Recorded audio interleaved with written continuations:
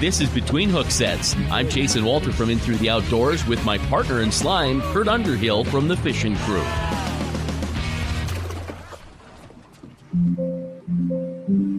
What is going on, dude?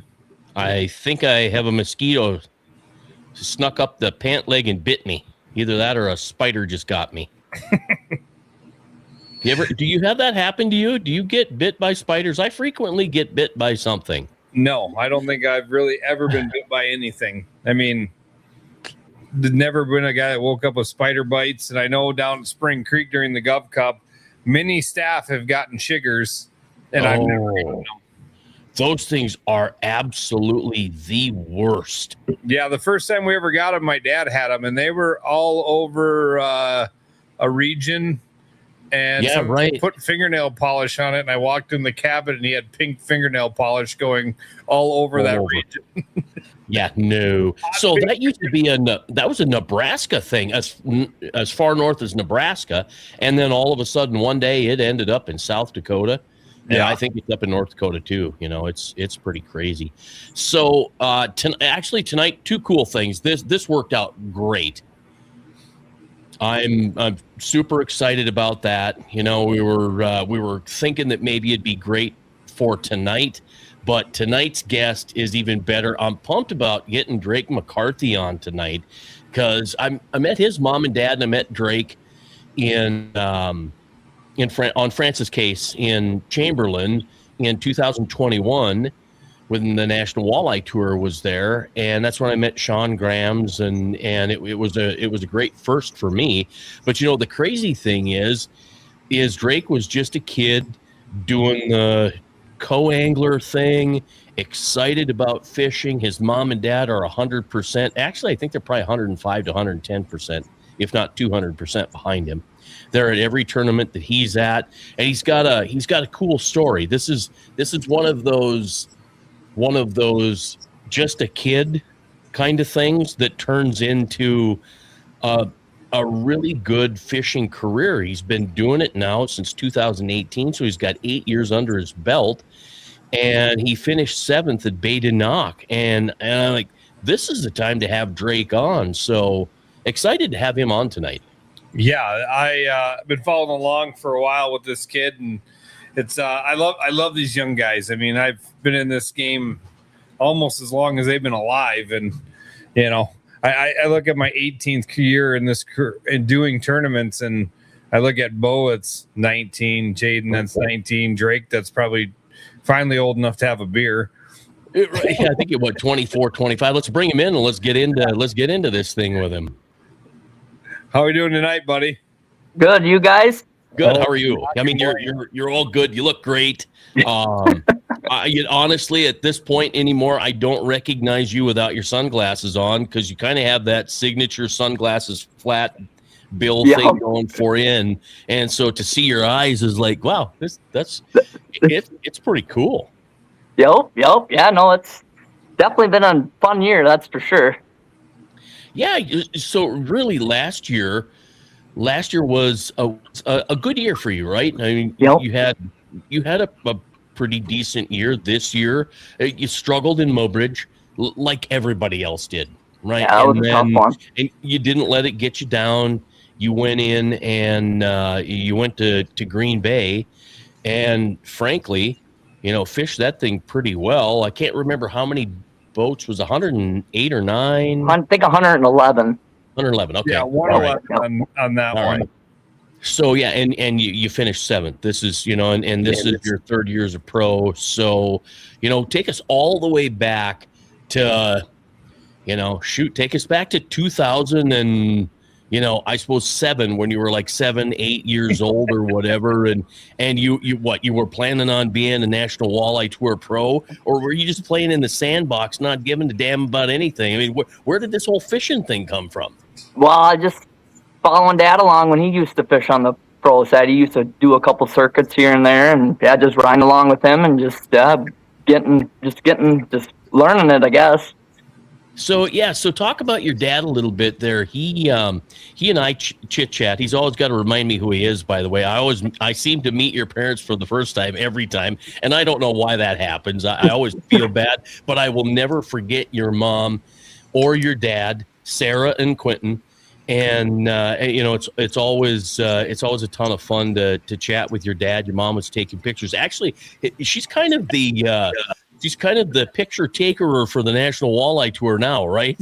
Yep. Yeah, they got her roped into doing that now. Yeah, you know what? That's not a bad thing. It really isn't. No. But your dad, did he fish pro? Did he do a National Walleye Tour? Did he do he fished the FLW on the coast side. He used to travel with like Scott Aylard, Tom Bruns, and I believe Dusty Minky and Bill Shimoda too at like the beginning of it. Okay.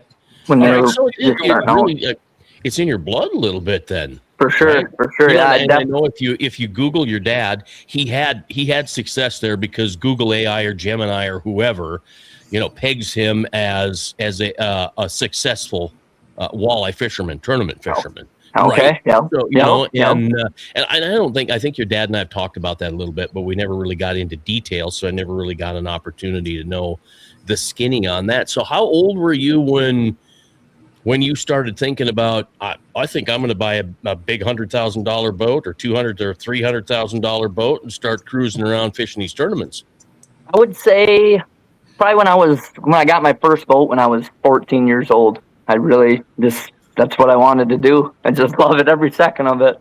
Okay, so let's see. So were you 14 in like 2014, 15, something like that? I would have been probably 2016. Okay, all right. So 2016, were probably 15 or 16. Okay, so your first boat was not a 16-foot Mr. Pike with a 35 horse Evinrude or a 50 horse Johnson. Right? No, it was you're past those years. It was a bass tender, 10.5-foot bass tender with a 2.5 horse Yamaha on it. You actually had to put the gas up on the top of the motor. There's a little gas tank, a gallon and a half gas tank on top that you just screw off the top, fill it in, and good to go. Well, and reverse was like this, right? I mean, you literally turned the motor around. Yeah, right. Okay. All right. So you started humbly. You started fishing honestly. Right? You didn't have any draft or anything. Just went out there and just trolled bottom bouncers along the shorelines. Yeah. Okay. So no nitro with a 225 or anything on it. No. So when did you decide that you're going to have a big boy boat? Right. Well, I would say it was right after I got lucky enough to win the championship with John Hoyer in 2019. I actually won a boat.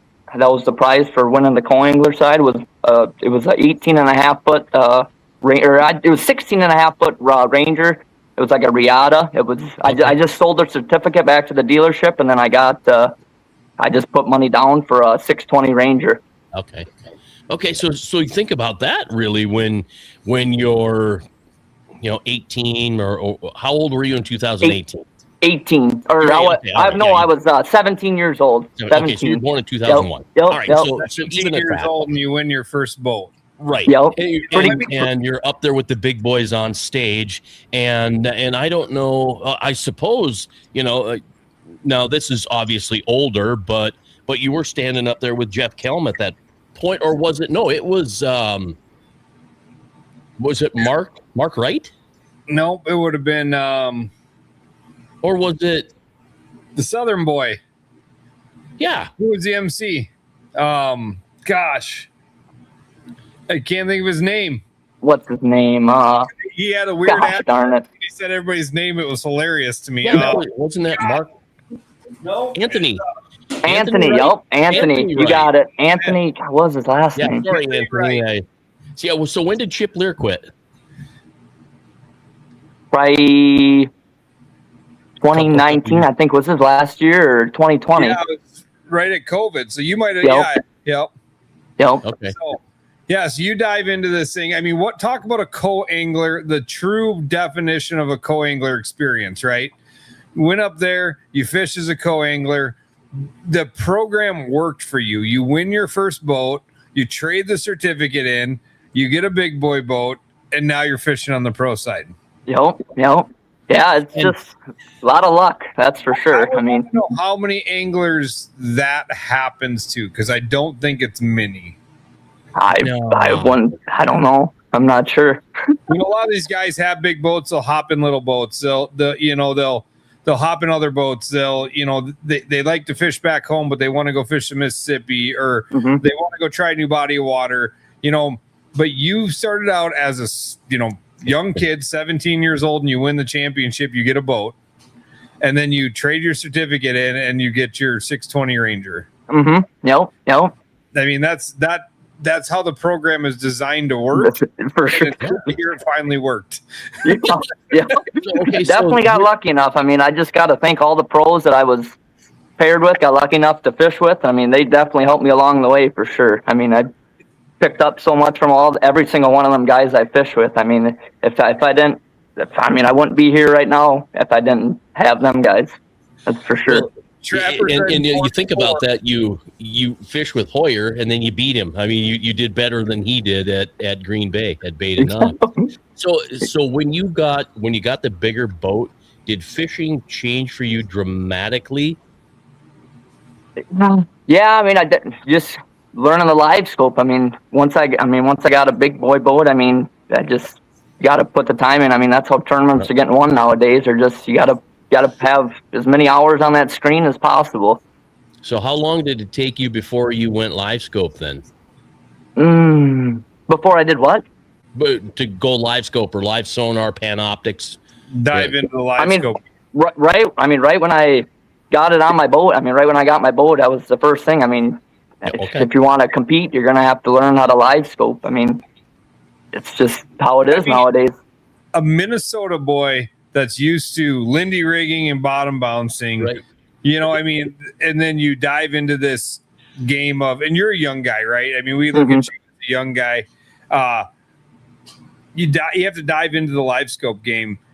Growing, your dad's probably like, "What? Why are we doing this? Like, what are we doing?" So what is that? I mean, you got a kid like Jaden or Bo, these young, these new young hot shots they don't know any different. They've, Bo runs that live scope nonstop. So what's that like, coming from a new generation younger guy that's an old school tactics guy? I mean, I don't know. I don't know. You just go with it? Is it kind of just, right? You just pick it up and go with it. What's that? Was it a big learning curve for you? Definitely a big learning curve. I mean, just trying to figure out all the different fish species. I mean, down here in southern Minnesota, you got carp, buffalo, sheephead, white bass. I mean, you got everything that you got to try to decipher what's a walleye and what's all these other junk fish. I mean, it's definitely, you got to put a lot of hours in and just got to be out there as much as you can to get it down. I mean, it's not as easy as everyone thinks it is or says it is. Because you still got to get them to bite no matter what. Right, exactly. You can watch fish all you want. You can find fish all you want, but you got to make them bite. What's your favorite color on the screen? I like the lava. I run the lava palette. I messed around with the blue one and then the yellow one, but I don't know. I like for some reason, that lava one, it just pops for me. I like that black background. Yep. And you got the red, that reddish orange look. Yep. I'm right there with you. I think I use red craw quite a bit. Okay. I was really hung on the basic, the original blue, the Panoptics blue with the yellow and the white and red, and then I couldn't stand the amber, the brown, the amber, and that. I tried the blue, and then Tom was using green, and I couldn't do the green. But these reds, and maybe I think everybody's eyes are different, right? So the red thing works for me. Maybe it's your eyes. Kurt, you like the green, right? Yeah. Okay. Yeah, I see a lot of guys running that green color palette too. Go ahead, keep going. Sorry about that. I just said I see a lot of the other guys running that green color palette too, but I don't know. I like that lava for some reason. I don't know. I don't know. And for me, there's more separation in the lava or the red craw than there is with the emerald. Is it emerald that? Yeah, I think it is. I think so. Tom using.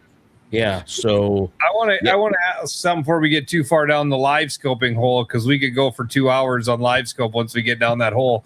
So as a young guy coming up on the co-angler side, when you went out there your first time at 16 years old, you were the first, one of the youngest co-anglers ever. Yep. What do you have to these young kids that want to do this? Like, what's your piece of advice to these guys? I just do it, man. I mean, you learn so much information from these guys. I mean, they're the best in the world. I mean, you learn just so much information, and I mean, you just take that information, you can apply it back to your home body of water. I mean, it's definitely a great experience to do. I mean, you learn just so much about just life experiences too. I mean, it's definitely an deal I would recommend to anyone. I try to tell everybody, because I've probably been a coach to so many guys that want to go do it, and I'm like, if you're going to go do it thinking you're fishing a tournament, you're wrong. Mm-hmm. If you go in it with the mindset that I want to learn something, you're going to get the best experience ever. But if you think you're going to go and you're going to go sign up for, Green Bay, and you're going to go win Green Bay as a co-angler, you're sadly mistaken. Mm-hmm. Yep. Yeah, it's more learning than anything. That's what you're out there to do. I mean, you're just out there watching what the pros do, what they all do, how they make their decisions and whatnot, and just how they go, how they go about things. So being a co isn't about learning secrets. It's about learning experience, tactics, the way things are done. Would you say that the pros are fishing different than just the regular average us? I would say so, 100%. Yeah, it's not that there are a ton of secrets. There are just different ways of doing it better. Is that kind of? Okay. I would say it like that. Yeah. Yep. More. What's that? It goes down to even like the preparation in the boat where stuff's laid out. I mean, it's the organization, detail in the little things. That's what separates the good guys from the average guy, right? Mm-hmm. It's the amount of if you're clean, you fish clean, and that starts with a clean boat, to having everything rigged, to you're not going back at the end of a night and leaving your shit lay in the boat and not do anything. Like we do. If we're all out for a weekend fishing, we're going to come on Lake Oahe. We're going to go fishing for the day, and we're going to come back, and we're going to go, yeah, whatever. Get her in the morning. We'll get her in the morning. You guys spend hours at night getting ready for the next day, no matter how good they did or how bad they did. Just got to be prepared and get ready for the next day. So you only got so much time to find them walleyes. If you suck on day one, how do you sleep night one going into day number 2? What's that?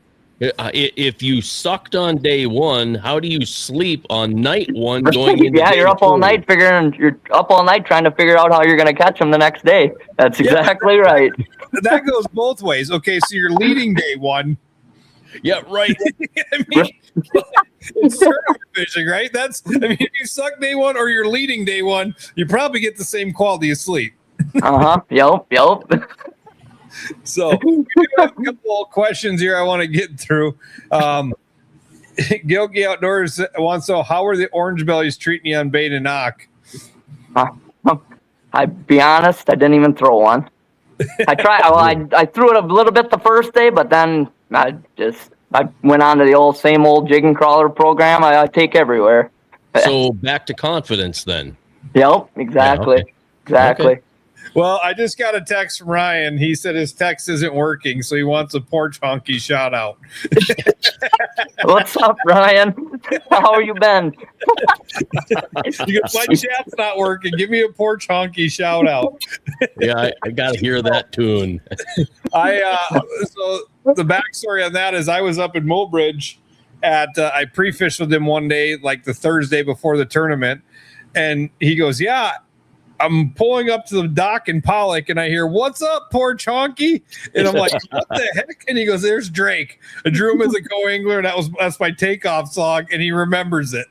Yep. Awesome. Man, that day, I will never forget that day. We were pulling them deep trees just south of town there, and caught that 30.5 incher, man. couldn't believe it. We had like 200 and some feet of freaking lead core out, and man, I just had to wrestle that thing in the boat. Man, that was freaking awesome. Okay, is this it then? Nope, that was the one I caught this year in Lake Erie. Holy crap! The thing is—it's literally a toad. Where the hell are its feet? It was 26 inches, 8.5 pounds. Okay, I was gonna say it doesn't look like a 30-incher, but yeah, look at that monster. Yeah, short and fat. Yeah, that's impressive. Okay, wait a minute. Night color. Yellow is my favorite. Yeah, okay, right. Using definitely going with night color, right? And so what did Damon say? You were missing out. Yeah, the night color. Yellow's my favorite, but color palettes change based on what I'm fishing. Okay, that makes a ton of sense. Yeah, I agree with that. Sticking with one doesn't necessarily always work. And not only that, whether it's Garmin, Lowrance, or Humminbird, I'm different because they do appear different, and that's the way it goes. Yep.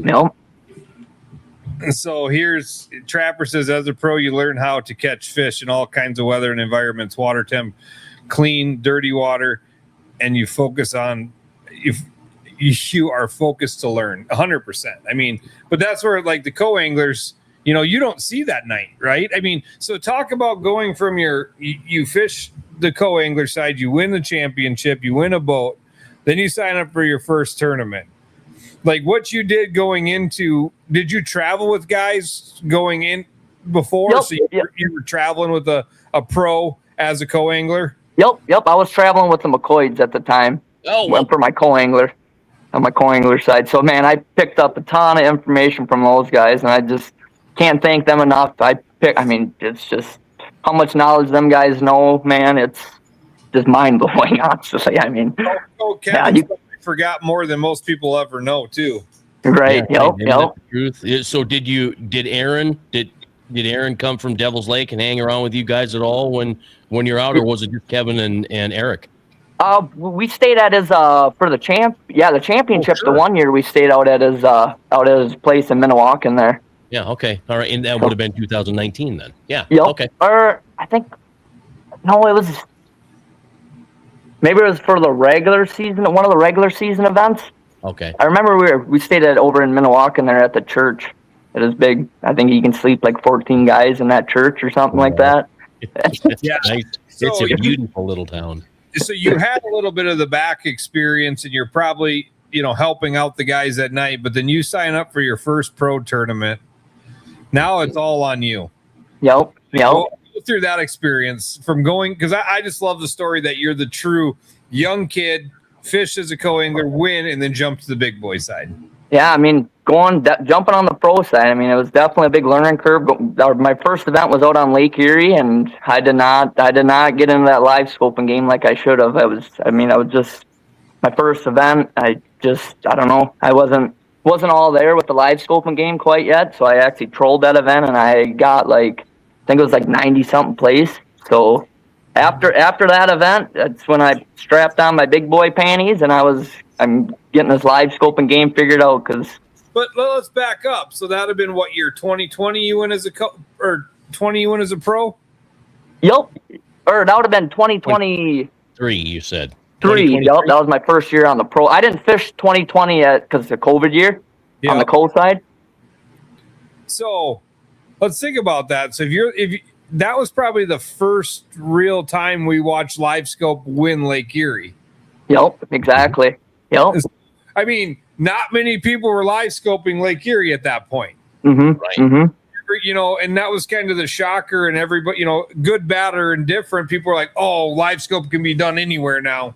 If you can Lake Erie live scope, Yep, it can be done anywhere. When they went out and pretty much showed up, this is what's going on. Yep. You can live scope Lake Erie that, most of the local guys that probably signed up didn't even have a trolling motor. Probably didn't even have a trolling motor on their boat. Yep. Yeah, right. Weren't expecting it. Yeah, they're trolling. So I will put myself down for not being in the live scope game because just starting out. 2021, I can't remember the year that Hoyer went out and did that, and everybody went, what? That was the Dunkirk championship, wasn't it? Nope, he won it on, I think it was Port Clinton. He went out of. Oh, I thought you were talking about when he got him in the weeds. Boyer got him back in the weeds and everyone. Okay, never mind. No, yeah, that was another what the heck moment in the industry of like, you're in Lake Erie fishing weeds. Yep. Right. Well, it's kind of like fishing the mud line, right? The dirty, muddy water and winning it. Yep. Like you know. Oh, big boy panties.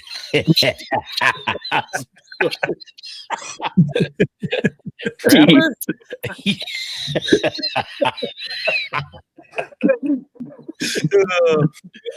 Ryan Rigger does have a question. He's asking what his favorite thing to eat is. Cheeseburger. What is it? Nope, that's what I'm known for, I guess. I like to eat my cheeseburgers. It's the only thing I eat. Okay. With cheeseburgers, always a cheeseburger. Yep, I guess. Okay, yeah. So did Mom ever make pot roast and with gravy and everything when you were a kid? So are you okay with beef gravy? Oh yeah, for sure. Okay, I like whatever Mom makes too. I'll eat too. I still live at home here, so I'll eat whatever she makes. The next time you're out at a restaurant and you're going to ask them, is it good beef gravy? Because you can't just have McCarthy gravy, the packaged crap. It's got to be real gravy. Dip your cheeseburger in the gravy. You'll never go back. Yeah. Okay. I'll have to try that out. Way to eat a cheeseburger and fries. I'm going to give you a tip. Do not take food advice from him. Because his favorite snack is a peanut butter and bologna sandwich. Hey, don't take food advice. That sounds tasty. I'm gonna have to try that out. It's phenomenal. It's best with Jif, but everyday McDonald's. Yeah, isn't that the truth? Everyday McDonald's got to be better than bologna and peanut butter. Trapper, nope.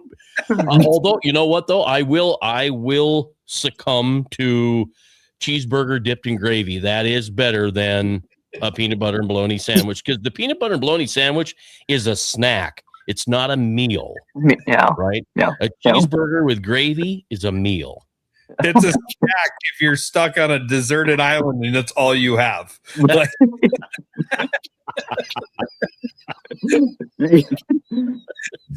yeah, that'd be about the only time I have that, I bet.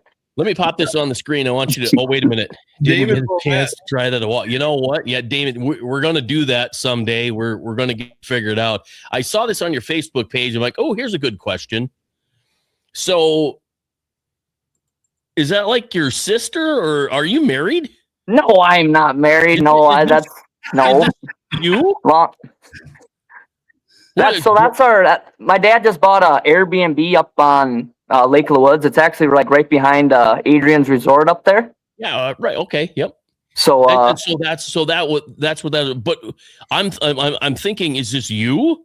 That was me with a fish I caught. We were out at Big Stone, and that was just an AI. They put that, I don't know how they did it with just AI. They put that girl in there. That's okay. All right. I have no. To the cartoon chick. Are you sure? Are you sure? Because she's pretty cute. No. Oh boy, I tell you, Kurt learned a new AI thing today that it's going to be fun to share with people, because it's really, really interesting. And sorry, can't say anything more about it unless you want to dangle the carrot. But I mean, yeah, it's open. It's an open thing. It's called Fish Techie.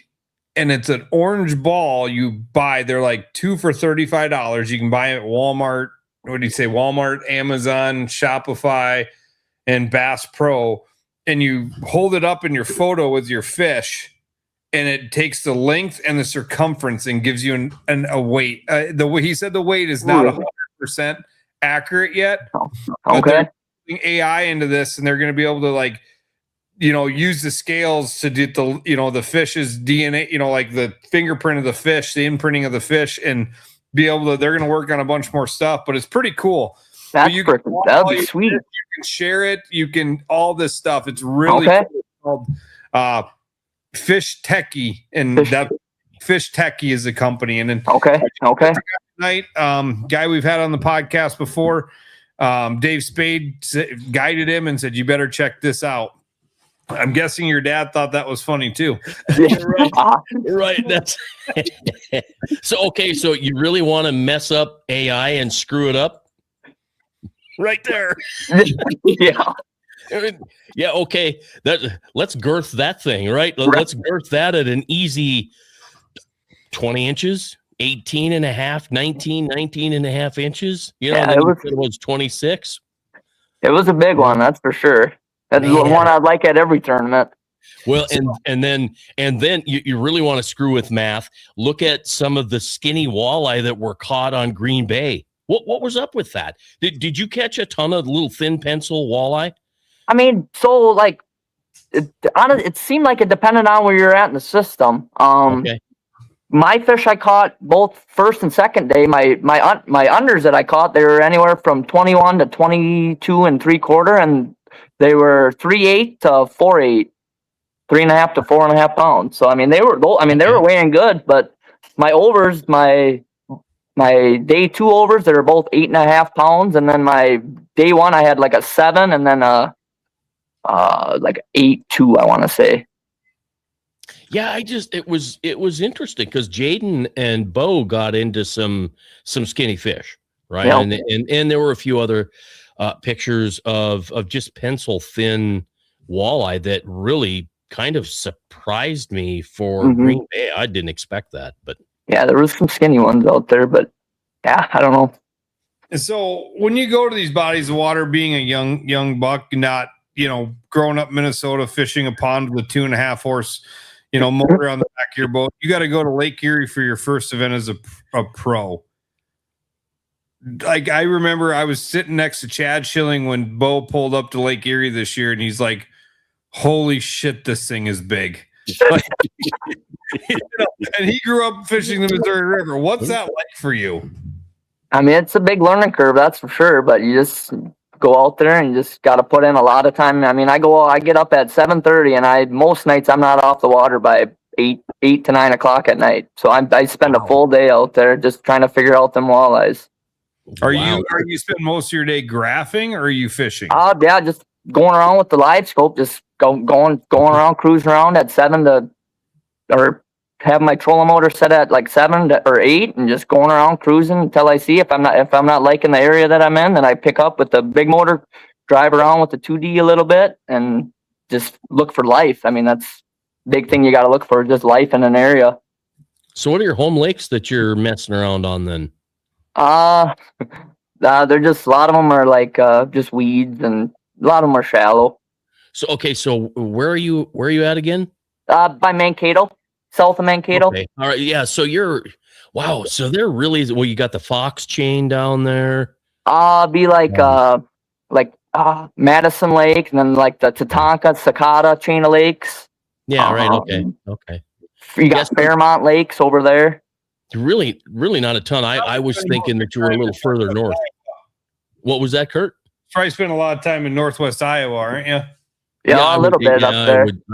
I was thinking Crystal, Lida, Detroit Lakes, up in there, but that's quite a ways north of you then. Yeah. Well, a long way north. So yeah, you know what? I either spend most of my time around here, or I'll go over to the Pool 4 Mississippi River in Red Wing, or I'll go to Pool 3 and hit some of them wing dams up there too.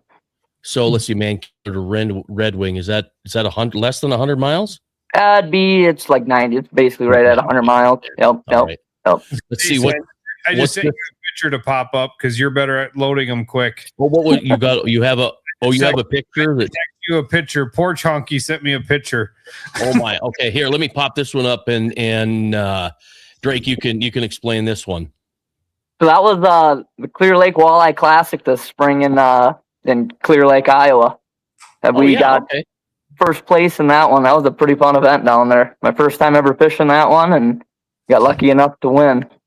Yeah, we had those boys on earlier this season before their event started, and what they got going on down there with that Clear Lake. Yep. Yeah, they run a pretty good event down there. That was a really fun event. Had we weighed, so that was the 1 day event. I think that was like a week or two before the spring classic they had, and that's their 2-day one. And we weighed, for the 2-day one, we weighed 70 pounds for our 10 fish. In Iowa? Yep. No kidding. Yep. It was crazy. That's impressive. Right? I mean, that's impressive. It's a 2,800 acre lake, I believe, or no, it's either 28 or 3,800, I believe. But yeah, I mean, it's not very big at all. What the heck? So yeah, no, it's a pretty fun fishery down there. Them boys are blessed for sure.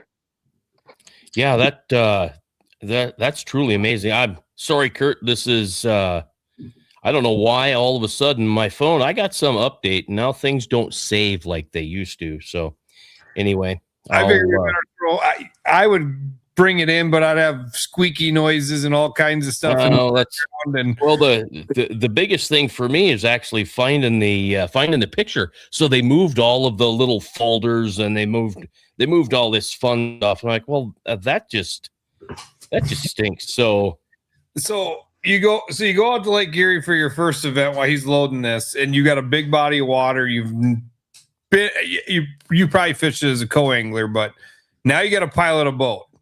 Mm-hmm. And you probably got waves you've never seen before. Oh yeah, they're big out there. In your 20 years old at that time, 21. Mm-hmm. Yep. What's that feel like now? You go out there, you practice for a week, 10 days, whatever you were there. Then the day of the tournament comes and you put somebody else in your boat and you're like, whoa. I mean, what's that like going from the guy jumping in a passenger seat to the guy in the driver's seat? Good question.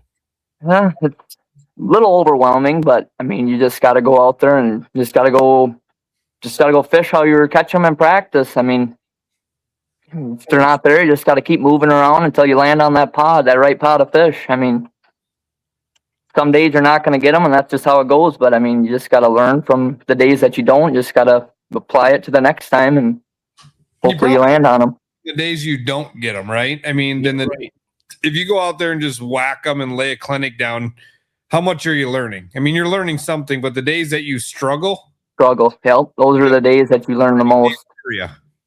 What's that? That's gonna be the biggest learning day on the water for you. Yep, for sure.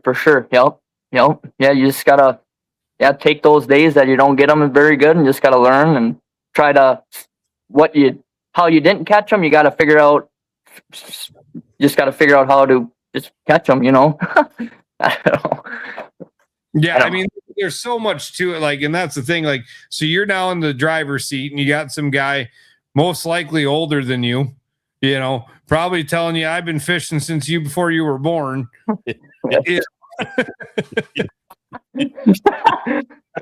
Yeah, right.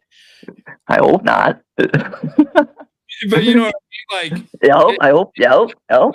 It's such a. I mean, the tenacity you have to have at any age to back. To be. Bo. We talk about Bo quite a bit. I always bring him up, but he's been guiding since he's 10 years old, right? I mean, he grew up doing this stuff. He's been with guys that are like, yeah, I've got underwear older than you, Bo. Right. But so he's used to it. A kid like you that probably had, I'm assuming, I shouldn't assume anything, but you didn't done much guiding. Now you're going out to fish your first tournament as a pro in your boat. Yep. Well, and then you finish in 90th place, and then you go on to the next one. Oh no, I'm going to do better than 90. Honestly, I'd finish 90 and go, yeah, that's it for me. I'm done. So you think about, endeavor to persevere, right? You do that, and it's not 90 is not successful. Even if it's 120 boats at that particular tournament, I'm guessing they always used to go for that magic 125, right? So 90 out of 125, that's down the list, and then you find yourself in 7th place at Green Bay, and I've just the last couple of years watching you, I've just like he's coming. I mean, this is coming along, and then when I watched you weigh in and get to the end, and like he's top 10. So that was pretty impressive. Here's Ryan's picture, by the way, before I forget. That thing was a tank. Yeah, it's it isn't it amazing the number of big walleye that we catch now? Right? Yeah, that live scope, man. I mean, it's really changed it all. I mean, it's crazy. You go out and you can catch 5 to 7, 8 fish that are over 26 inches, man. I mean, it's incredible. Yeah, you think about Especially doing it around just where you live. I mean, it's right. It's awesome. Yeah, and that doesn't matter whether you're in Brookings or you're out here or you're up in Rugby, or I don't care where you're at in the upper Midwest. It's amazing. You think about going to Fort Peck. That'd be awesome. The numbers out there are crazy. You look at resort Facebook pages. Go back 5 years. Go back 10 years. And like I bet you $5 you'll find that they've got pictures of 3, 4, 5, 10 pounders. Right now in a season. Yep. And now sometimes it's 5 a week, right? I was gonna say multiple a week. And hallelujah, what the heck? Let's catch those old fish and let's see them and let's all enjoy them. I think it's fantastic. That's awesome. I do. I think we had another 13.5 pounder caught out here in the South Whitlock area, and wow. And those big fish are just there, and it's truly amazing.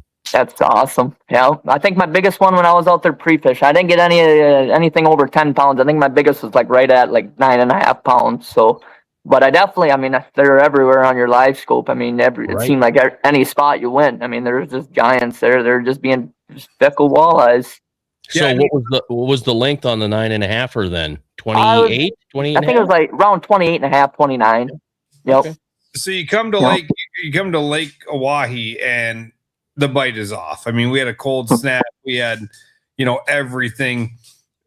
That was a struggle fest. Mm-hmm. That was tough, man. I got there.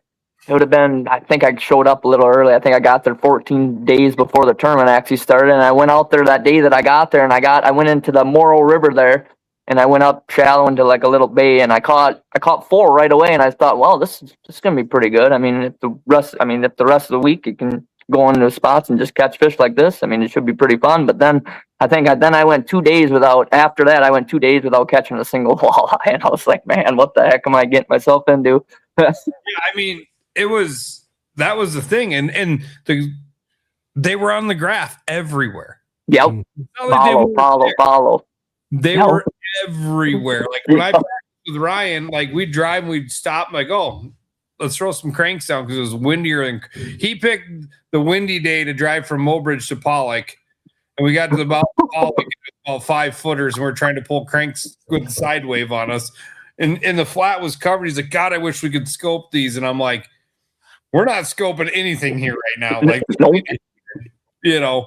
And so it just makes it everywhere we went, there were fish. But they weren't eating. Yep. I mean, the same story with me, man. You'd see a pot of 25 fish, you'd catch 1, maybe 2 out of it, and then you never catch another one. Yep. Or you'd cast at 50 marks and just to get to 1 bite. I mean, it was brutal out there. And then the day after you guys left, it went to 95 degrees, and the second day after you guys left, the fish were on. That's what I heard. They just started snapping. Never fails. Right when we leave, they start going. I was very happy about that because I thought, okay, well, that saves this lake from everybody and their mother, brother, and cousin coming here and having 10,000 boats. Because I'm not telling you the way things were a couple of days after you guys. Once we got water temps in the 60s, 61, 62, 63, they just took off. And it would have been a heavy bag fest, and it would have brought people from everywhere. For sure. Yeah, that'd be fun to get out there at the right time of year. I mean, I sounded like last year when they were there. I mean, it sounded like they had a great event, and I think they were there a week after when we were there this year. 2 weeks, something like that. Was it 2 weeks? Okay. Yeah, but I mean, right after Memorial Day. Yeah. Okay, so gotcha. Okay. Memorial, and then you had Memorial Day weekend, and then you had there. So they'd have been here 2 weeks after. So the beginning of June, that's when northern Lake Oahe really starts. It seems like first to second to third weekend in June, the lake is when it's churning on. Okay. I gotcha. So. No, I mean, but then you go, that you go to all these diverse bodies of water. So of all the bodies of water you've been to, what's your favorite one? Probably Lake of the Woods. I really love it up there, man. It's pretty sweet. The old tea-stained walleyes, man. That's I mean, there's just so many giants up there too, and you don't got to go far. Just go right out from the river mouth, and I mean, just catch all the fish you want. Use any color you want as long as it's gold. Right? Yep. Yeah. So I mean, so Lake of the Woods is but the NWT hasn't been to Lake of the Woods. 2018. Oh, that's been a long time. Yep. Yeah. Because I know they're big on catch, measure, release up there. Right. They're big on that. A lot of Minnesota's trying to push that aspect of catch, measure, release. And, I'm still the guy. We talked about this earlier. We were talking about that tech stuff I found. I like seeing fish go across the stage, man. Like, even though you get to hold them up or weigh a big fish at the NWT, probably my favorite moment of weigh-ins is watching you guys run up and kind of try to guess, as a tournament director myself, guess what's in that bag. Yep. The first year Tom Wynn won the championship 2 years ago, I looked at his bag when they had the camera pointing at him when he pulled it out of the tank, and I go, he just won it. Yep. I knew it as he pulled out of the tank. I'm like, he won it. He won it. It's over with. It's over. Like, I'm like, he's got the 26 pounds he needs. He's got it done. And just looking at him in the milk crate was like, I love seeing that. Even though I'm going to see all the fish be held up, I still love to see that, the bulge of the bucket, I just hope that never goes away. That can't go away. Yeah. And like, okay, let's pop that picture of that fish he caught, that big fat bellied fish. Right. So that fish in a catch, photo, release tournament, you're not getting the true weight out of that fish. No, not at all. Not at all. You're at that. So 26 inches. So are you getting six? I suppose you're getting 6'5", 5.5, 5 3/4 out of that by measurement and not by weight. Yeah. Right? So, yeah. And we've got a ton of those fish in every system, where they just weigh more than they should. The 26s are weighing 7, 7.5, 8, and look at the 29s. I have 6 29s, and they all weighed 10 pounds or more. Dang, holy. Those are some giant ones. Well, it's like, okay, that's great, but I just can't catch a 30-incher, but whatever. But so, So a couple of falls ago, he fished a nuclear wastewater plant, I swear. Yeah. What was your big one? What did it measure and weigh? So it was 28 inches. The girth was 19 and 15 16ths. I just call it 20 for the sake of argument. It's 1301. Holy smokes. So I had my shoulders are bad. I took an extension handle off of an aluminum paint pole for painting. So I put that inside, and I had it extended out so I could have it under my shoulder. So I went to pick it up. I'm like, anything over 9 pounds, I couldn't pick up. So I knew when I had a 10-pound fish, and I'm like, I just can't budge this. So I took the foot out, I picked it up a little bit, and I grabbed it, and the handle bent. And I'm like, no way. So I thought I had this 30-inch monster. I got it up to my pickup, and I've got an eave trough that my dad made for measuring, and I'm like, it won't go in there. I can't. I'm like, so I finally set it in there on its belly, and I'm like, it's 28 inches. And then weighed it, and I'm like, you've got to be kidding me. My scale was just doing, it was just, just goofy stupid. But yeah, it was, that fall was. That's a giant 13 pounds. I don't know that I'll ever have that situation ever again. And I'm glad that I got it. I just hope I'm courageous enough to go out and figure it out here again. But you think about that, that's my, and I get it. We're all in the same playing field, right? Yep. Everybody's in the same playing field when they hit the measuring board. But how many fish do you weigh in practice or during the tournament, and you get, let's just say they're 20-inch fish? How many of those fish are like, 3 pounds, 3 pounds, 3 pounds? They're all over the board. For sure. About the skinny fish on, in bait and knock. Like that guy would have got the same weight as you, Right. Yep. That's my, and that's where hopefully this fish techie can come along and get the weights dialed into it where That'd be sweet. Yep. And, and it's just going to take more anglers. He just told me it's going to take more anglers to get more data. I mean, for $5 to get a freaking ball in the app is free. Like you get 2 balls for $35. Right. I'm like, who's not going to do this? Because if you can data track all your fish and not have to sit there and mess around with stuff, it's going to be incredible. Yep. And helps the fish too without dinking around with them, getting the weights and measurement and all that other stuff too. Yeah, he's like, he told me, he goes, I tell people in the catch photo release tournaments, the best place for the ball, and it's got a little clip on it, is in your landing net. Okay. No kidding, in the net. And then take the photo. Then you never have to take the fish out of the water. You pull the fish up, take the photo, drop right back in the water, and you can get rid of it. Really? Never hitting a measuring board, nothing. Okay. Yeah, that'd be. I mean, just the data. I'm like, just the data for fishermen leading up to a tournament. If you can just do that quick, and you're done. Mm-hmm. Yeah. Be a lot more time you save too. Yeah. Kurt, I'm going to pop up that picture. This is not going to, it's not going to be pretty because I'm not going to have a black background on it, but that's all right. I want to pop it up and, I don't know, maybe I'm going to get, this is not going to be perfect, but, we'll pop it up and then at least you get an idea what it looks like here. So he's holding the orange ball up next to a 22.13 fish. The girth is 11 inches around and it weighed 3.33 pounds. Dang. Okay. And there's the little ball, so in the picture. It doesn't even have to be next to the fish. That's so crazy to me. That's wild. And here's another one I think is huge. And I always tell this to people when we're talking weights of walleye at tournaments. The way Kurt does it is the best. Kurt goes by weight, not by weight and ounces. So it's 27.5 pounds, not 20, it's 7.5 pounds, not 7 pounds, 4 ounces. 8 ounces. Right. Yeah. Okay. Because you look at the ounce thing. I mean, how many times do you see a tie? Right. Not saying we don't have ties in your event, but I mean, like I was looking at Lake Erie or Bait and Knot, and you're like, there's 3 people tied. There's 4 tied. You go through the different spots.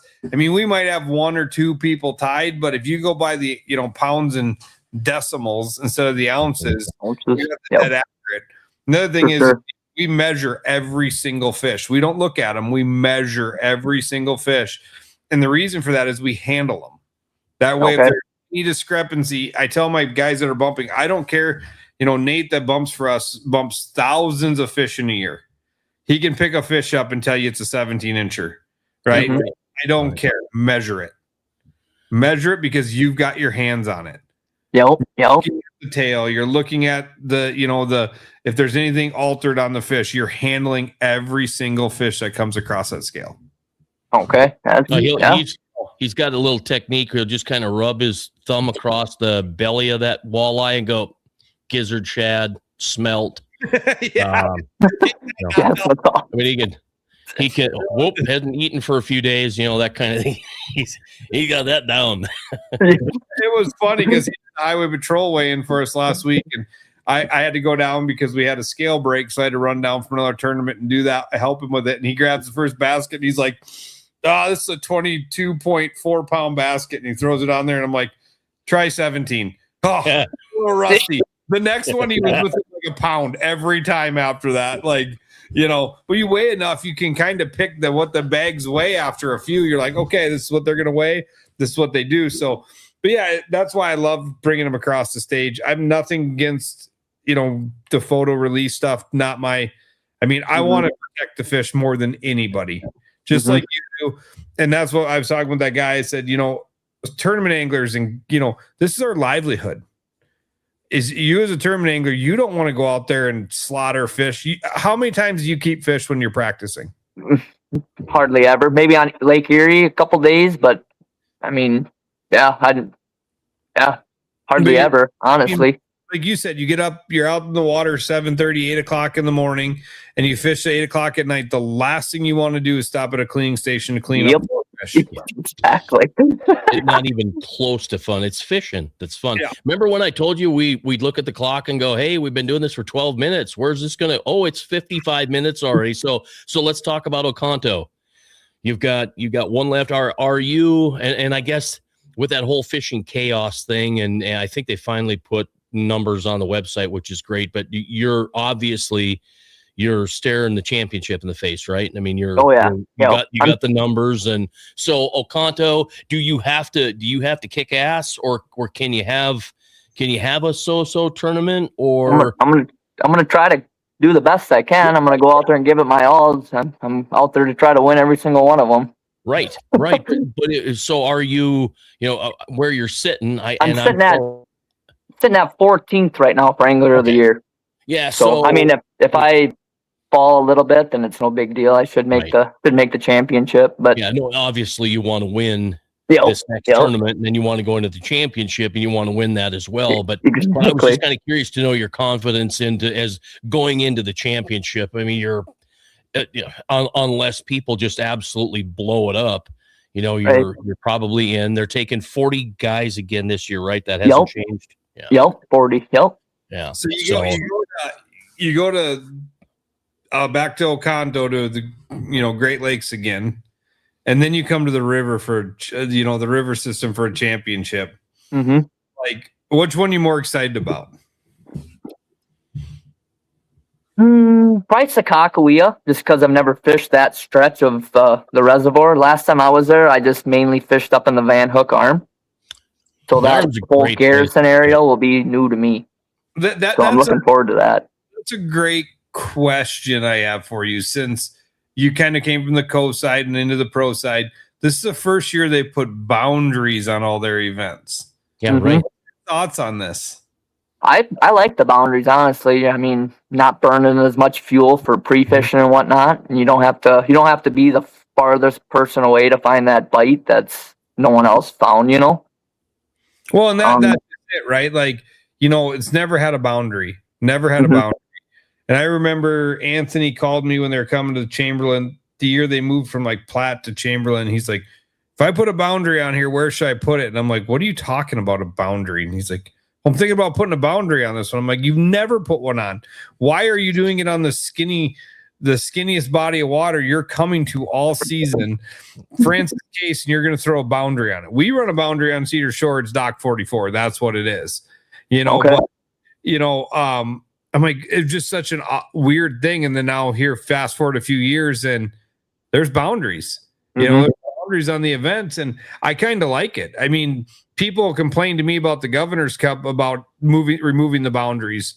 So I don't know if you're familiar with the pier area of Lake Oahe, but we take off at Spring Creek, you can't go further north than Bush's Landing. Okay. So you've got that and the whole Cheyenne River arm, but you have 200 boats out there. So it fishes small.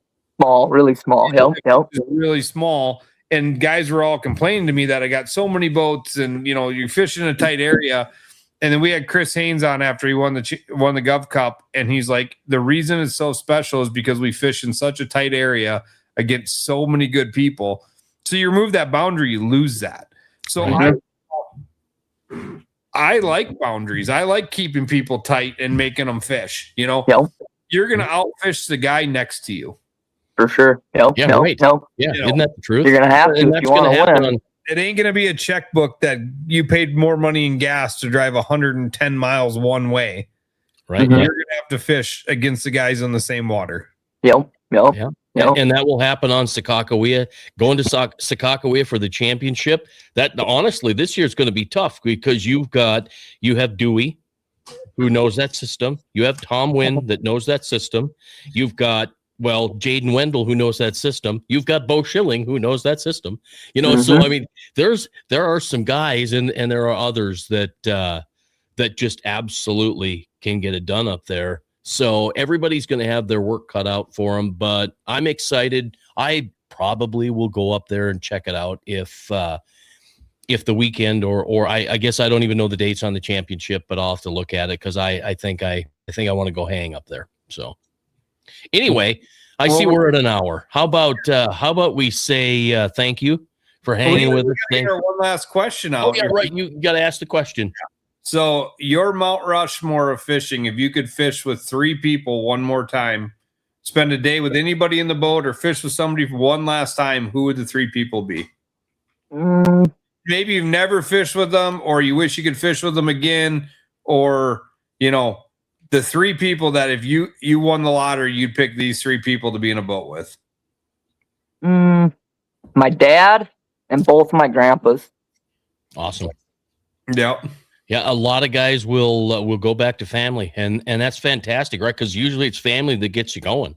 For sure. So, yeah, I mean, they started. Yeah, that's how I all started. Was going out to Lura Lake, the local lake next to my house here. I was out there with my grandpa. I was 6 years old, and that's where I won my first tournament. I caught this 5-pound bass, and I felt like I was on top of the world. So I would say that day right there is where it all started. Yeah. So yeah. That is fantastic. Well, honestly, when you agreed to do this, I gave it a hell yeah. I was very excited that your picture popped up on my phone as I'm on. Okay, let's see who's going to be on this Wednesday. And I stopped and went, oh, Drake. And so it was super excited for the last few days. Couldn't wait for tonight while I was getting ready. And God, I'm just excited about this one. So thank you for coming. Well, thank you guys along with us tonight. Appreciate it. We wish you the best of luck. We're keeping an eye on you. We're an older young gun because you're 25, right? So 24. Okay, yeah, you're still a young gun then. He's not married. You got another year there. But yeah, we really appreciate you hanging with us here, and it could have been a more fun night. Thank you so much. Thank you guys. I appreciate it a lot. It was awesome. Thanks, Drake. Right, take care, guys. And thanks. Don't forget, folks, July 8th, going to be a good one. Jaden Wendell and Bo Schilling. It's